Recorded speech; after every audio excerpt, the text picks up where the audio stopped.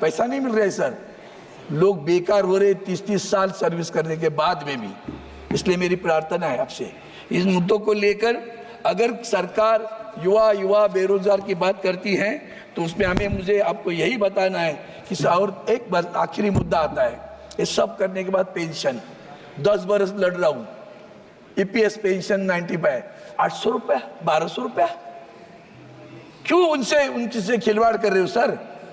और इसलिए मैं आपसे प्रार्थना करता हूँ, महाराष्ट्र के 3 मुद्दे एक मिनट में खत्म कर रहा हूँ, 10 बरस से करता रहा हूँ, थोड़ा सा आगे बढ़ी सरकार, अभी भी नहीं हुआ है, वो करिए, इतनी मेरी प्रार्थना है, तब जाकर बजट की बात करिए, बाकी सब झट है, छोड़ दो। धन्यवाद।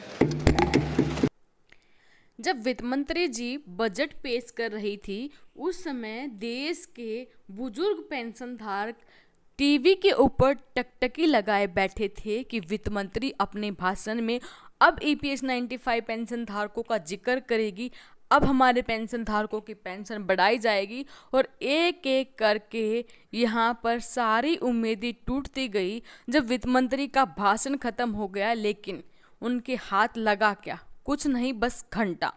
नमस्कार दोस्तों, एक बार फिर से स्वागत करते हैं आप सभी का हमारे YouTube चैनल पर। दोस्तों, देश भर के 65 लाख से भी ज़्यादा हमारे ईपीएस 95 पेंशन धारक जो लगातार डिमांड कर रहे हैं कि उनकी न्यूनतम पेंशन को 7,500 रुपये किया जाए और उनके परिवारजन के लिए स्वास्थ्य सुविधाएं प्लस महंगाई के अनुरूप उनको महंगाई भत्ता दिया जाए, उनका बजट में कोई भी स्थान नहीं मिला, कोई भी उनके लिए घोषणा नहीं हुई।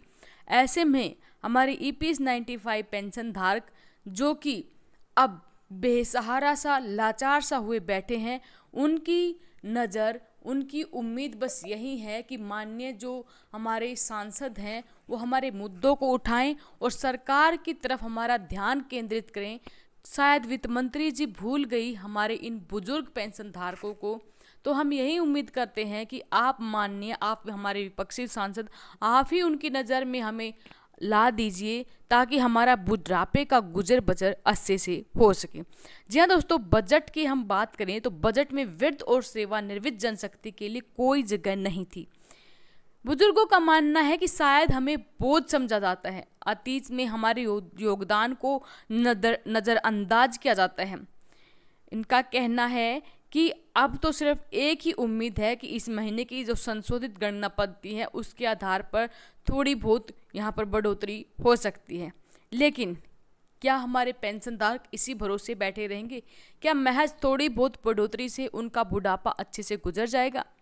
नहीं दोस्तों, ईपीएस 95 पेंशनधारक, आप सभी को पता है, हम लगातार अपने YouTube चैनल की हेल्प से उनके मुद्दे को उठाते आ रहे हैं। हमारी भी यही कोशिश है कि हम इस मुद्दे को जब तक उठाते रहें तब तक सरकार इनकी मांगों को नहीं मानती और हमारे इन वृद्ध पेंशन धारकों के दर्द को कम नहीं किया जा सकता। आप ही सोचिए, इस महंगाई के ज़माने में महज 1,000, 2,000 या फिर 2,500 रुपये पेंशन से कैसे पति और पत्नी अपना गुजारा करें। ये एक ऐसा टाइम होता है जहाँ पर आदमी बीमारियों से भी ग्रसित हो जाता है, तो ऐसे में वो कैसे अपना इलाज कराए।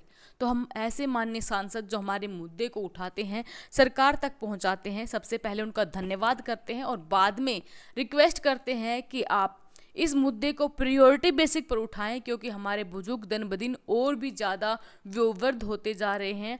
उनकी मांगों को जितना ज़्यादा हो सके उतना ज़्यादा जल्दी सोल आउट किया जाए और उनको यहाँ पर पेंशन बढ़ोतरी का फ़ायदा दिया जाए। वीडियो अपने साथी दोस्तों के लिए साथ ज़रूर शेयर करें। धन्यवाद। जय हिंद, जय भारत।